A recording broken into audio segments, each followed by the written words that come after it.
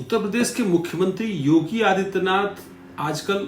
कई तरह के बयान दे रहे हैं और उन बयानों पर सियासी बहस छिड़ना लाजमी है। और उस दौर में जब बीजेपी दिल्ली में अपना नया राष्ट्रीय अध्यक्ष तय कर रही है, उस दौर में जब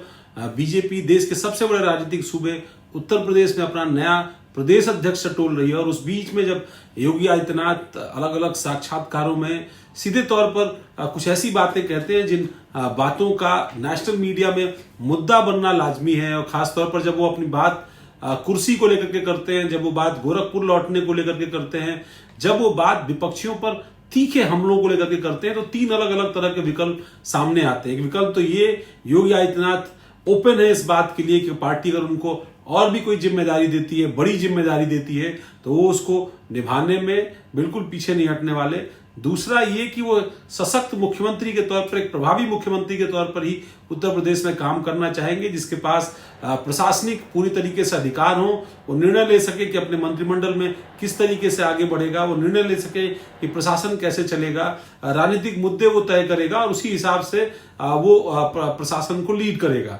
तीसरी बात ये कि अगर उनको कुछ नहीं करना है तो वो बेहतर समझेंगे कि वो अपने मठ यानी गोरक्ष पीठ वहां पर वापस लौटें और वहां पर जो उनका अपना धार्मिक दायित्व है उसका पालन करें। इस बात के साथ साथ इस बात की ओर भी इशारा है, एक तरीके से आप कहें तो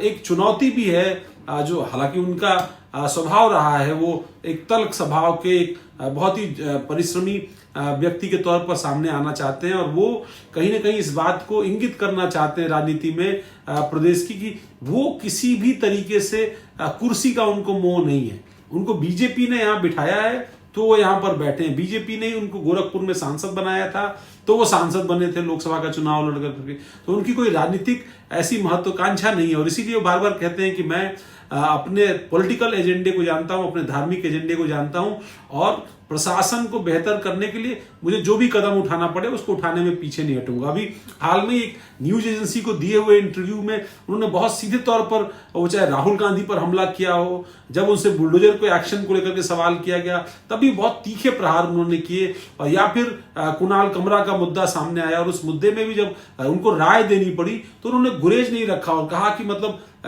मजाक की भी अपनी एक हद है, एक सीमा है। और उन्होंने विपक्ष पर हमला करते हुए ये बात कहने की कोशिश की कि ये जो हमला हो रहा है ये वो लोग कर रहे हैं जो औरंगजेब और बाबर को की वकालत करते हैं, और ऐसे में अगर वो हमारे प्रतीक पुरुषों पर हमला करेंगे तो फिर बात ठीक नहीं होगी। संभल को लेकर के भी मुख्यमंत्री का बयान जो है वो बेहद बेबाक रहा। उन्होंने इस इंटरव्यू के अंदर ये बात कही है कि संभल में आने वाले दिनों में कुछ और भी इस तरह के चौंकाने वाली चीजें सामने आएंगी, और उसकी तलाश करने में, उसकी पड़ताल करने में उनको किसी भी तरह का गुरेज नहीं है। उनका कहना है कि जो चीजें हमारी है, हमारे अधिकार की है, उसको लेने में बुराई क्या। और इसीलिए जब उनसे ये सवाल पूछा गया कि क्या मथुरा को भी लेकर के उनकी पार्टी, उनकी व्यवस्था एफर्ट करेगी, और बावजूद इसके कि ये मामला कोर्ट में है, आप इसको बार बार क्यों हाईलाइट कर रहे हैं, क्यों बार बार चर्चा में ला रहे हैं। उनका सीधे कहना था, भाई ये हमारा अधिकार है और किसी भी तरीके से अपने अधिकार को संवैधानिक तरीके से हासिल करने में बुराई किया, और इसीलिए उनकी सरकार इसको लेकर के काम कर रही है। इनकाउंटर से लेकर के दूसरे और मुद्दों पर भी जब अब सवाल किया जाता है तो वो कहीं ना कहीं पीछे नहीं हटते और वो सीधे तौर पर हमला करते हैं विपक्षी पार्टियों पर। एक के बाद एक उनके साक्षात्कार, भाषण, जिनका जिक्र वो कुर्सी छोड़ने से लेकर नए विकल्पों तक की बात वो कर लेते हैं, और ये भी कह देते हैं कि उत्तर प्रदेश का मुख्यमंत्री तो आने वाले चुनाव में भी बीजेपी का कोई कार्यकर्ता बनेगा। जब सवाल उनसे पूछा जाता है कि क्या आप तीसरी बार मुख्यमंत्री बनेंगे,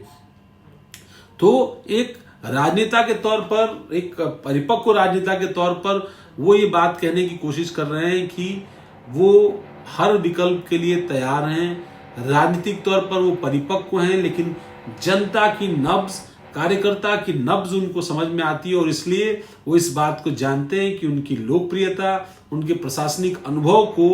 किनारे कर उनकी राजनीतिक उपेक्षा नहीं की जा सकती है। अभी दिलचस्प होगा कि आने वाले दिनों में उत्तर प्रदेश की राजनीति और खास तौर पर योगी आदित्यनाथ की राजनीति किस तरीके से तब्दील होती है, किस तरीके से दिखाई पड़ती है। 2027 का जब विधानसभा का चुनाव होगा तो क्या बीजेपी योगी आदित्यनाथ के चेहरे पर ही वो चुनाव लड़ेगी या सामूहिक नेतृत्व के साथ सामने जाएगी? क्या योगी आदित्यनाथ ही अगर बीजेपी सत्ता में आती है तो अगली बार भी पार्टी का